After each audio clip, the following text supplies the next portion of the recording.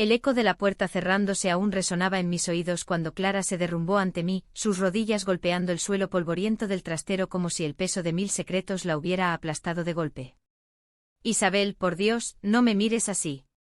Te lo juro, no era lo que piensas, sollozó, su voz quebrada como el cristal de una copa de vino extremeño que se ha caído en una cena familiar. Y en ese instante, mientras el polvo bailaba en el haz de luz de la bombilla colgante, sentí que mi mundo, aquel que había construido con ella ladrillo a ladrillo en las calles empedradas de Badajoz, se desmoronaba, dejando al descubierto las grietas que siempre había fingido no ver. Me llamo Isabel y en Badajoz, donde el Guadiana serpentea perezoso bajo puentes romanos y el sol extremeño quema la piel como un beso traicionero, aprendí a amar en silencio. Tenía 28 años cuando todo comenzó trabajando en la librería El Olivo Dorado, un rincón olvidado en la Plaza Alta, rodeada de tomos amarillentos de poetas como Lorca y Alberti, cuyas palabras sobre el amor prohibido me susurraban verdades que yo aún no me atrevía a pronunciar. Badajoz era mi hogar con sus murallas que custodiaban secretos como el mío, una mujer que soñaba con besos que no eran de hombres, en una ciudad donde las procesiones de Semana Santa recordaban que el pecado siempre acecha en las sombras. Clara irrumpió en mi vida un martes de octubre, cuando las hojas de los castaños caían como confeti melancólico sobre el asfalto. Entró en la librería con el viento del otoño revolviéndole el pelo negro corto, liso como las noches sin luna del Alentejo vecino. Llevaba un vestido floreado que parecía sacado de un cuadro de Sorolla, y sus ojos marrones, profundos como el río que nos separaba de Portugal, se posaron en mí mientras pedía un libro de Goytisolo sobre amores imposibles. Algo que hable de pasiones que duelen, dijo con una sonrisa que me dejó sin aliento, como si el aire de la Extremadura se hubiera espesado de repente. Yo con mi pelo castaño ondulado cayéndome sobre los hombros y mis ojos verdes que mi madre siempre decía que eran demasiado intensos para una muchacha de pueblo, le recomendé El Jardín de las Delicias. Hablamos durante horas, sentadas en el rincón de lectura, bebiendo café de la máquina expendedora que sabía a recuerdos amargos. Clara era de aquí, de Badajoz, pero había estudiado en Madrid, en la Complutense, donde el bullicio de la capital le había enseñado a cuestionar las normas que en mi ciudad aún pesaban como las campanas de la Catedral de San Juan. Tenía 28 años también, pero parecía llevar el peso de 30, trabajaba como maestra en un colegio público, enseñando historia a niños que soñaban con ser toreros o futbolistas, no con romper cadenas invisibles. Desde ese día, nos veíamos a escondidas. Paseos por el parque de Castelar al atardecer, cuando el sol teñía el cielo de un naranja furioso, como la pasión que empezaba a arder en mi pecho. Compartíamos tapas en la taberna del Puente, un antro escondido donde el jamón ibérico se cortaba con cuchillos afilados y las conversaciones fluían con el vino tinto de la región. Isabel, ¿has sentido alguna vez que tu corazón late en un idioma que nadie entiende?, me preguntó una noche, su mano rozando la mía bajo la mesa de madera astillada. Yo negué con la cabeza mintiendo porque en ese momento supe que el mío latía en español antiguo, en versos de amor que solo las mujeres como nosotras podían recitar. Pero el amor en Badajoz no es como en las novelas. Aquí las familias son raíces profundas, enredadas en tradiciones que ahogan. Mi madre, viuda desde que yo tenía 10 años, regentaba una pequeña tienda de ultramarinos en el barrio de San Roque, donde vendía aceitunas y queso manchego a vecinas que chismorreaban sobre esas muchachas modernas de la capital. Ella soñaba con verme casada con algún hijo de labrador, alguien como Miguel, el carpintero del pueblo vecino, que me cortejaba con flores silvestres y promesas de una vida estable. Clara, en cambio, cargaba con un secreto que yo ignoraba entonces: su familia, dueña de una finca olivarera en las afueras, esperaba que se casara con un primo lejano para unir tierras y honores, como en las viejas comedias de capa y espada. Nuestros encuentros se volvieron rituales. Los fines de semana, escapábamos a las ruinas del puente romano sobre el Guadiana, donde el agua murmuraba leyendas de amantes prohibidos. Allí, bajo el cielo estrellado que parece infinito en Extremadura, nos besábamos por primera vez. Fue un beso tímido, salado por el miedo, pero que despertó en mí un hambre que no sabía que tenía.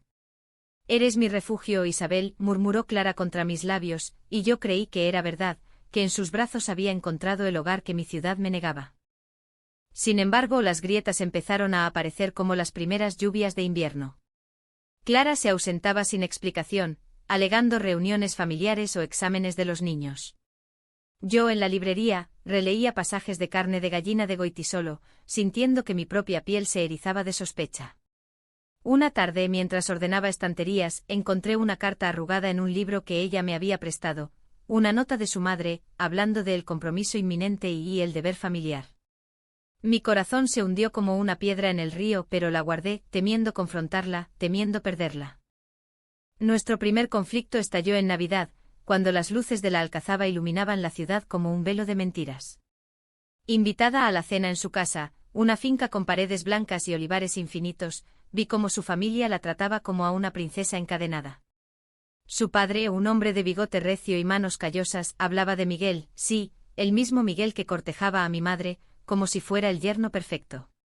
Clara, hija, el futuro de la familia depende de ti, dijo, y ella bajó la mirada, sus dedos temblando bajo la mesa mientras rozaban los míos en secreto. Esa noche en el trastero de su casa, un lugar olvidado lleno de baúles con recuerdos de abuelas y fotos en sepia, nos escapamos para estar solas. No lo soporto, Isabel. Me ahogan con sus expectativas, confesó, y yo la abracé, jurando que la sacaría de allí.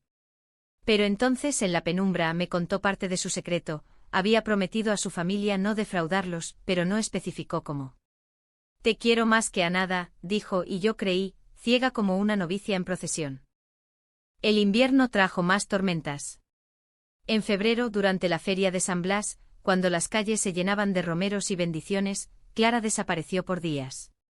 Volvió con ojeras y una excusa sobre una gripe. Yo, celosa y herida, la confronté en el parque. Dime la verdad, ¿hay alguien más?, le exigí, mi voz rompiéndose como el hielo del Guadiana en las heladas mañanas. Ella negó, lágrimas en los ojos, pero su silencio era una pared más alta que las murallas árabes. Lo que no sabía era que Miguel, ese hombre de manos hábiles y sonrisa fácil, había sido su novio en la universidad, un romance fugaz que terminó en Madrid pero que su familia revivía como un fantasma.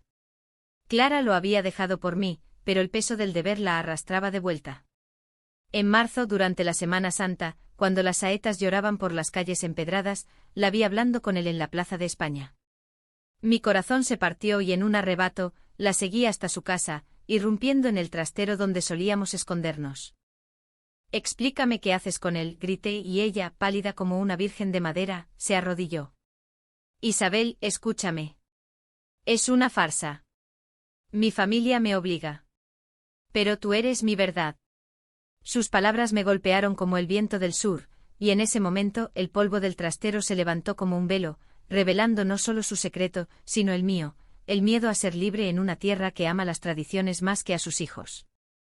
El trastero olía a madera vieja y a jazmín seco, un aroma que ahora me asfixiaba como las expectativas de mi propia familia. Clara seguía arrodillada, sus manos extendidas hacia mí como si yo fuera una diosa pagana de las deidades extremeñas, y yo, de pie, sentía las lágrimas quemándome las mejillas. Una farsa.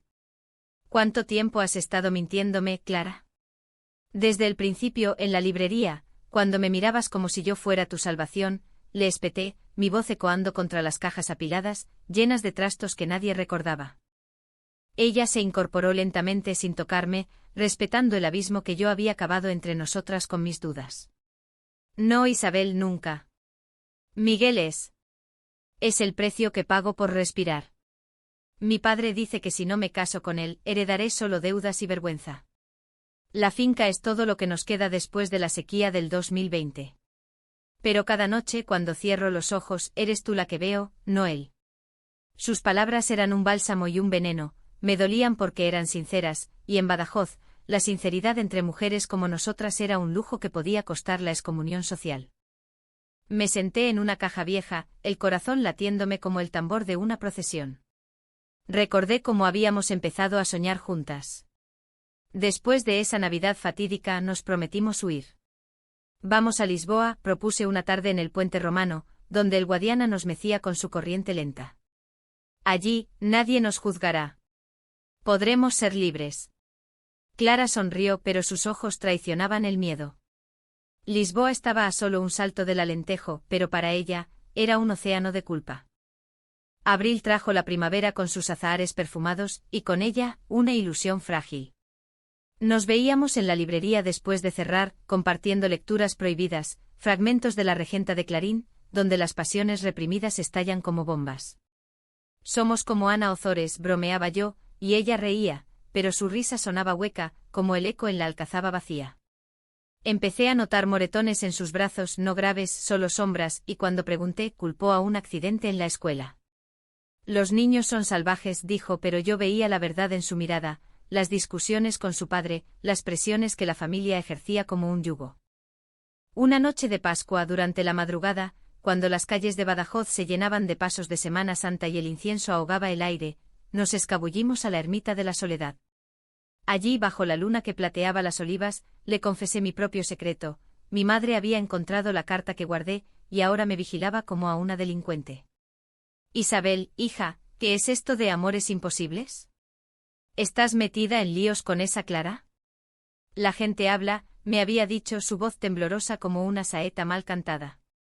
Yo negué, pero el daño estaba hecho, el chisme corría por San Roque más rápido que el vino en una boda. Clara me abrazó en la ermita, susurrando promesas. Nos iremos juntas. Renunciaré a todo. Pero al día siguiente la encontré con Miguel de nuevo, esta vez en la taberna. No besándose, gracias a Dios, sino hablando en voz baja, sus cabezas inclinadas como conspiradores. Mi rabia fue un incendio, irrumpí, derribando una silla, gritando, ¿esto es tu renuncia? Dime que no lo amas. La taberna se cayó, los parroquianos, viejos extremeños con gorras caladas, nos miraron con ojos que juzgaban sin piedad. Clara palideció, Miguel se levantó como un caballero ofendido. Isabel, cálmate. No es lo que parece, balbuceó ella, pero yo huí, corriendo por las calles empedradas hasta el río, donde me senté a llorar hasta que el alba me encontró exhausta. Días de silencio siguieron. Yo cerraba la librería temprano, evitando las miradas de las vecinas que susurraban, pobre Isabel, tan sola. Clara me escribía cartas que no abrí, dejadas en el buzón de la tienda, por favor, déjame explicarte. Es una trampa familiar. Finalmente, una semana después, la encontré esperándome en el parque, con un ramo de romero, símbolo de lealtad en Extremadura. Miguel no significa nada. Es un arreglo para salvar la finca. Mi primo, el verdadero heredero, murió en un accidente hace 2 años, y ahora soy yo la que debe casarse para mantener el linaje. Pero te elijo a ti, Isabel. Siempre. Creí. Dios, como quise creer. Reconstruimos nuestro amor con hilos frágiles, picnics en las dehesas, donde las encinas nos cobijaban como madres antiguas, tardes en el museo arqueológico, tocando ánforas romanas que habían visto amores más prohibidos que el nuestro. Pero el verano llegó con su calor sofocante y con él, la presión. Su madre, una mujer de velo negro y rosario eterno, empezó a visitarme en la librería, fingiendo comprar libros de rezos. Clara es una buena chica, Isabel. Debería pensar en su futuro, decía, sus ojos perforándome como alfileres. En julio, durante las fiestas del Balcón del Mundo, cuando los fuegos artificiales iluminaban la Puerta de Palmas, Clara me propuso matrimonio, no legal, claro, en España aún era un sueño lejano para nosotras, pero un compromiso nuestro, sellado con anillos de plata comprados en un mercado de Talavera. Seremos esposas ante el Guadiana, dijo, y yo acepté, ebria de vino y esperanza. Pero esa noche en su habitación, por primera vez en su casa, mientras la familia dormía, encontramos una carta en su escritorio, una invitación a la boda de Clara y Miguel, fechada para septiembre. ¿Qué es esto?, pregunté, el papel temblando en mi mano. Ella se derrumbó en la cama, sollozando. Lo han arreglado a mis espaldas. Mi padre firmó el contrato con la familia de Miguel. Si no voy, pierdo todo, la finca, mi herencia, mi lugar en esta familia. El conflicto estalló como una tormenta de agosto, la acusé de cobardía, ella de egoísmo. Tú no entiendes. En Badajoz, una mujer sola es un escándalo. ¿Quieres que me echen a la calle? Golpeé la puerta al salir, jurando no volver. El agosto fue un infierno. Trabajaba en la librería como un autómata, recomendando libros que ya no me conmovían. Mi madre, oliendo mi dolor, me presionó, cásate con Miguel, Isabel. Es un buen partido, y Clara. Bueno, las chicas como ella tienen sus caminos. Sus palabras me enfurecieron, ¿sabía? ¿Había sabido siempre? En una discusión furiosa en la tienda, le confesé todo, amo a Clara, madre. No a hombres como Miguel. Ella palideció, santiguándose. Virgen Santísima. ¿Qué dirá la gente? Piensa en mí, en tu pobre madre viuda. Sola en mi piso diminuto en el casco antiguo, releía las cartas de Clara, cada una un puñal. Te extraño como al aire extremeño. Pero el orgullo me mantenía alejada. Hasta que en una noche de tormenta ella apareció en mi puerta, empapada, con una maleta. Me voy contigo. Renuncio a todo. Nos abrazamos bajo la lluvia, y por un momento creí en el final feliz. Pero los secretos no mueren fácil en Badajoz. Al día siguiente Miguel vino a buscarla, no con rabia, sino con una verdad que lo cambiaba todo. La lluvia de la noche anterior había dejado charcos en las calles de Badajoz, reflejando las luces mortecinas de las farolas como espejos rotos de promesas. Clara dormía a mi lado en la cama estrecha de mi piso, su respiración suave un bálsamo temporal para el caos en mi alma. Yo, despierta desde el alba, miraba el techo agrietado y me preguntaba si esta vez sería diferente. ¿Podríamos realmente escapar de las redes que nos ataban, familia, tradición, el peso invisible de una ciudad que ama sus murallas más que la libertad? El timbre sonó como un trueno a las 9, sacudiéndome del letargo. Era Miguel, de pie en el umbral con su chaqueta de pana, y una expresión que no era de furia, sino de derrota profunda. Isabel, necesito hablar con Clara. Es urgente, dijo su voz ronca como el acento de los labradores del norte de Extremadura. Lo dejé pasar a regañadientes el corazón en un puño, mientras Clara se despertaba sobresaltada, envolviéndose en la sábana como una toga de culpabilidad. Se sentaron en la salita, yo de pie como un centinela, y entonces Miguel soltó la bomba. Clara, el contrato de la finca. No es solo un matrimonio. Mi familia y la tuya han hipotecado todo. Si no nos casamos, perdemos las tierras.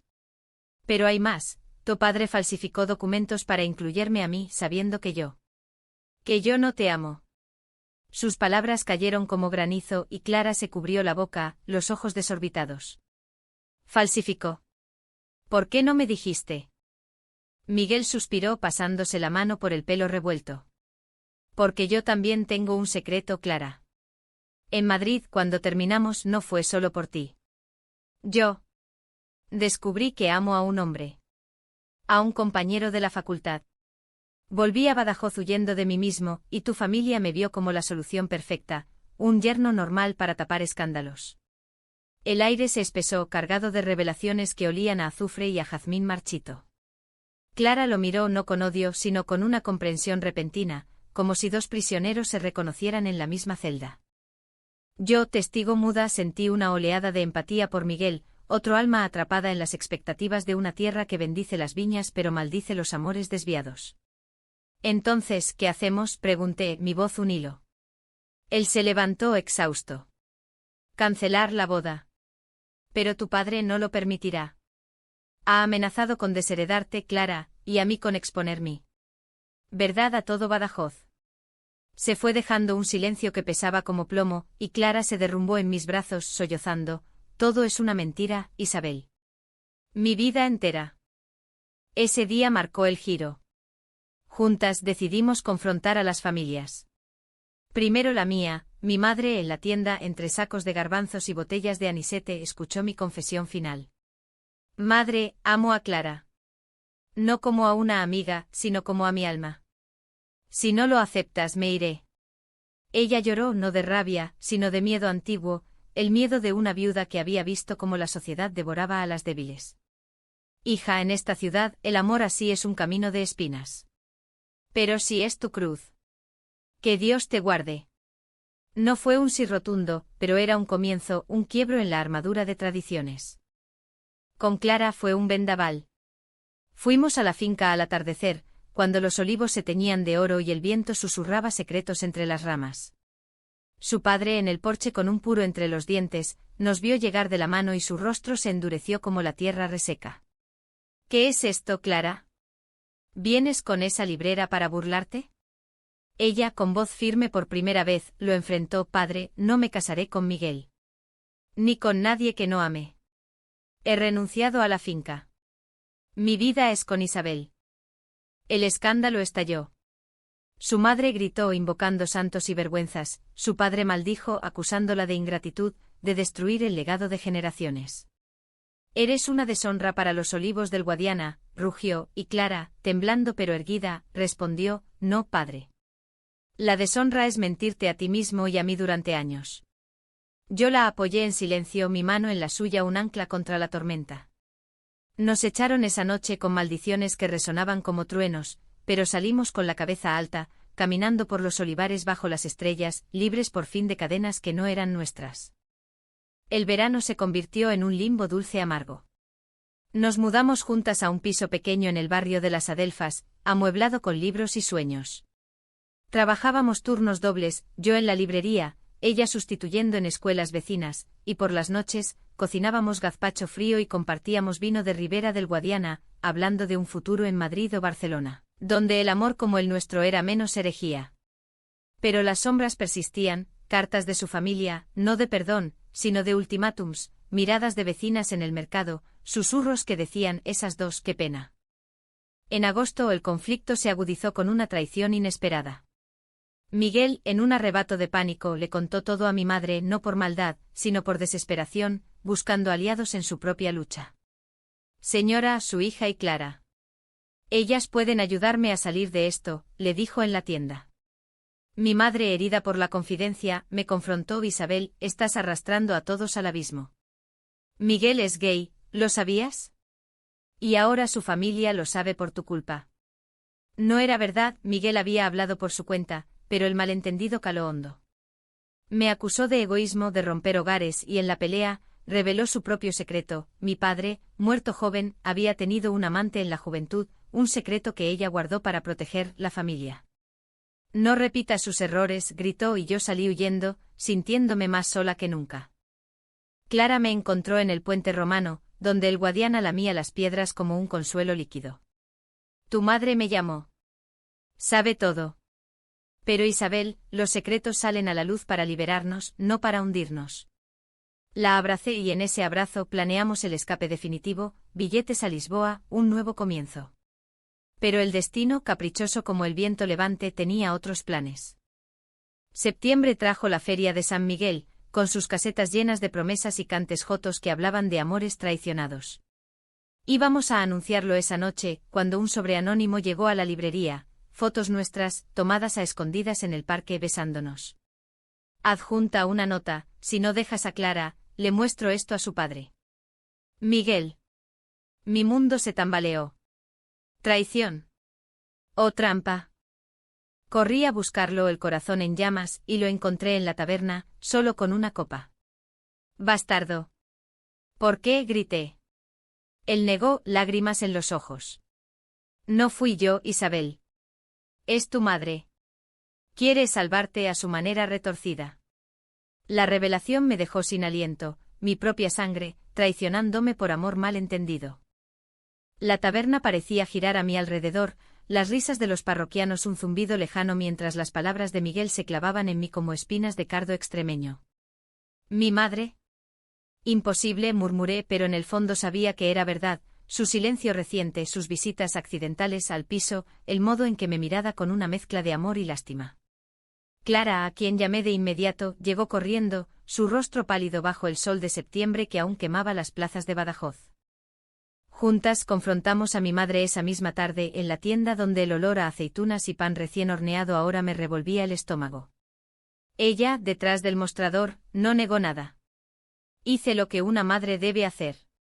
Isabel, estás ciega. Esa Clara te arrastrará a la miseria, como tu padre a mí. Esas fotos. Las tomé para abrirte los ojos. Sus palabras eran un torrente de justificaciones, envueltas en el manto del sacrificio maternal. Pensé en Miguel, en cómo él también sufre. Podríais ser amigos, no esto. Clara, herida pero digna, respondió, señora, el amor no es una carga. Es la luz que nos saca de la oscuridad familiar. La discusión escaló a un clímax de gritos y lágrimas, mi madre rompiendo un frasco de aceite que se derramó como sangre dorada por el suelo. Fuera de mi casa. Las dos, exclamó al fin, y salimos enlazadas, dejando atrás no solo la tienda, sino un pedazo de mi infancia. Caminamos por el barrio de San Roque, donde las campanas de la iglesia tañían como un requiem, y en ese momento, el peso de la traición me aplastó. ¿Cómo puede alguien que te ama hacerte tanto daño? Sollocé contra el hombro de Clara, Y ella, con voz temblorosa, dijo, porque el miedo es el peor veneno, Isabel. Pero nosotras somos el antídoto.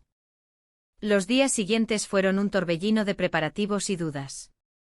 Vendí libros raros en la librería para juntar dinero, ediciones firmadas de Unamuno que dolía desprenderse de ellas, mientras Clara renunciaba a su puesto en la escuela, citando motivos personales. Las vecinas chismorreaban más que nunca, pobre Isabel, se va con la maestra, qué escándalo. Recibimos apoyo inesperado de Miguel, quien, liberado por su propia confesión, nos dio un sobre con ahorros, usadlo para empezar. Y decidle a mi familia que lo siento, pero no puedo vivir mintiendo. Pero el verdadero alto trago vino en la víspera de nuestra partida. Clara recibió una llamada de su padre, no una maldición, sino una súplica. Ven a la finca, hija. Solo para hablar. Dudamos, pero fuimos, yo a su lado como un escudo. La finca, bajo la luna llena de septiembre, parecía un fantasma de sí misma, los olivos susurraban lamentos y su padre, envejecido de golpe, nos esperaba en el porche con una botella de vino de la casa. Clara, me equivoqué. Tu madre y yo. Hablamos. Vimos las fotos. No de tu madre, Isabel, fue un vecino, un chismoso. Pero nos obligó a mirarnos al espejo. Se sentó, las manos temblando, y confesó, yo también amé a un hombre en mi juventud, durante la mili. Lo perdí en la guerra civil, y juré no volver a fallar a mi familia. Por eso te até a esto. Pero verte sufrir. Me rompe. Lágrimas surcaban su rostro curtido, y por primera vez, vi al hombre detrás del patriarca. Clara lo abrazó, un abrazo que duró minutos eternos, y su madre, desde la puerta, se unió, murmurando, perdóname, hija. El orgullo extremeño es un mal amo. No fue un perdón instantáneo, las heridas sangraban aún, pero era un puente. Nos dieron la bendición para irnos con una promesa de visitas y, quizás, un futuro reconciliado. Esa noche en el trastero por última vez, ahora limpio de polvo, iluminado por velas, Clara se arrodilló de nuevo, no en súplica sino en celebración. Isabel, ¿serás mi esposa? No ante un juez, sino ante el cielo de Badajoz. Saqué el anillo de plata, y nos prometimos eterno, besándonos con la pasión de quien ha cruzado el infierno. El viaje a Lisboa fue un amanecer nuevo. El tren cruzó el Guadiana, dejando atrás murallas y secretos, y al llegar a la capital portuguesa, con sus azulejos que brillan como esperanzas, alquilamos un cuartito en Alfama. Clara encontró trabajo en una escuela bilingüe, yo abrí una tiendita de libros usados, y poco a poco, el amor se asentó como el vino que mejora con el tiempo. Llamadas semanales a Badajoz, mi madre suavizándose enviando paquetes de chorizo y queso, la de Clara compartiendo noticias de la finca. Pero el clímax, el que aún me quita el sueño, llegó 6 meses después, en marzo, cuando volvimos para la Pascua. Todo parecía sanado, cenas familiares, risas tentativas. Hasta que en la Plaza Alta, Miguel apareció con su amante, un portugués de sonrisa abierta, y las familias, al verlos, no huyeron, sino que aplaudieron. Fue el momento de catarsis, somos más fuertes juntos, dijo Clara, y yo supe que el verdadero conflicto no era el nuestro, sino el silencio que lo había alimentado. Sin embargo, la vida no es un cuento de hadas. En el viaje de regreso, Clara confesó un último secreto, estaba embarazada, no de mí, claro, sino de un donante anónimo, un sueño que había guardado para nuestro futuro. El shock fue un rayo, ¿cuándo? ¿Por qué no me dijiste? Lágrimas y disculpas, pero en el fondo, una alegría traicionera. Quería dártelo todo, Isabel. Una familia nuestra. El dilema me desgarró, aceptar esta vida incompleta, o huir de nuevo. Pasé noches en vela, caminando por las calles de Lisboa, cuestionando si el amor bastaba.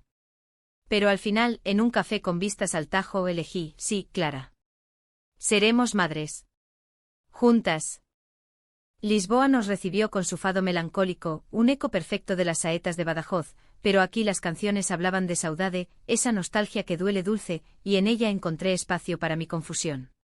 Clara, con su vientre apenas insinuando el milagro, caminaba a mi lado por las cuestas de Chiado, su mano en la mía, un recordatorio de que los secretos, una vez revelados, pierden su poder. Isabel, si no quieres esto, dímelo. No te ato, me dijo una tarde mientras el sol se hundía en el Atlántico como un corazón herido. Yo la miré, sus ojos marrones ahora salpicados de miedos nuevos, y respondí, te ato yo, tonta. Pero dame tiempo para amarlo como te amo a ti. El embarazo fue un torbellino de emociones, visitas al médico en el Hospital de Santa María, donde las ecografías mostraban un latido diminuto que me aterrorizaba y emocionaba a partes iguales. Noches de insomnio donde Clara devoraba aceitunas portuguesas y yo le leía poemas de Pessoa, susurrando que el amor es un gesto sin fin. Llamadas a Badajoz se volvieron rituales. Mi madre, ahora aliada inesperada, enviaba patrones de crochet para mantitas. La de Clara, con voz temblorosa, prometía venir para el parto. Hija, en Extremadura decimos que la familia se elige, no se hereda, me dijo una vez, y lloré porque era la redención que necesitábamos. Pero los conflictos no desaparecen, mutan.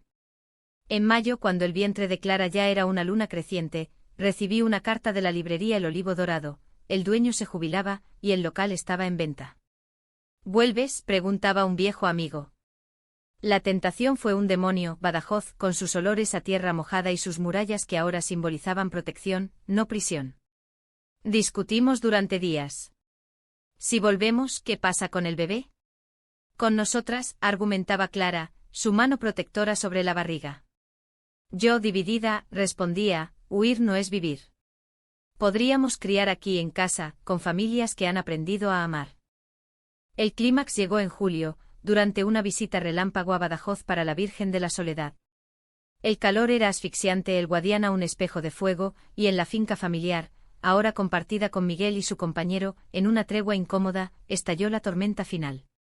Mi madre, en un arrebato de bienintencionada preocupación, confrontó a Clara: esto del niño. ¿Quién es el padre? ¿Algún error? Clara, exhausta por el viaje, explotó: es nuestro hijo, señora. Nuestro porque lo criaremos con amor, no con sangre. Mi madre palideció, y yo intervine, gritando: basta. Si no aceptas esto, no hay vuelta atrás. El silencio que siguió fue ensordecedor. Su padre, el de Clara, intervino, su voz grave como un responso: basta de cadenas. Dejad que vivan. Pero el daño estaba hecho. Clara, al borde del colapso, se desmayó bajo el sol. En el hospital de Badajoz, mientras los médicos la estabilizaban, sostuve su mano y juré: nunca más dudas. Somos suficientes. Decidimos volver a Lisboa, pero no huir. Vendí la librería a distancia, enviando ganancias para el bebé, y nos instalamos en un piso más grande en Belém, con vistas a las carabelas que recordaban exploraciones valientes. El parto fue en septiembre, bajo un cielo tormentoso que prometía renacer. Nuestra hija, a quien llamamos Elena por la fortaleza de las murallas, llegó llorando con fuerza, sus ojos verdes como los míos, pelo negro como el de Clara. La sostuve primero, lágrimas mezclándose con su mejilla suave, y supe que el amor no es perfecto, pero es profundo. Los meses siguientes fueron de curación. Elena creció entre fados y cuentos extremeños, mamando leche y leyendas. Visitamos Badajoz en Navidad, y esta vez las familias se reunieron no en tensión, sino en frágil armonía, Miguel contando chistes con su compañero, mi madre meciendo a Elena con manos temblorosas de abuela novata. Perdóname, Isabel, me susurró al oído. El miedo me cegó. La abracé porque el perdón no es olvido, sino elección. Hoy, 2 años después, vivo en Lisboa con Clara y Elena, pero mi corazón late al ritmo del Guadiana. Escribo esta historia no como lamento sino como himno. En Badajoz, donde las olivas resisten sequías, el amor lésbico florece en grietas, rompiendo murallas con ternura. Clara y yo, en el trastero de nuestra memoria, nos arrodillamos mutuamente cada día, no en súplica, sino en gratitud. Porque al final, el verdadero drama no es la traición, sino la valentía de amarse pese a todo. Y si el mundo nos juzga, que juzgue. Somos mujeres extremeñas, fuertes como el vino, profundas como el río.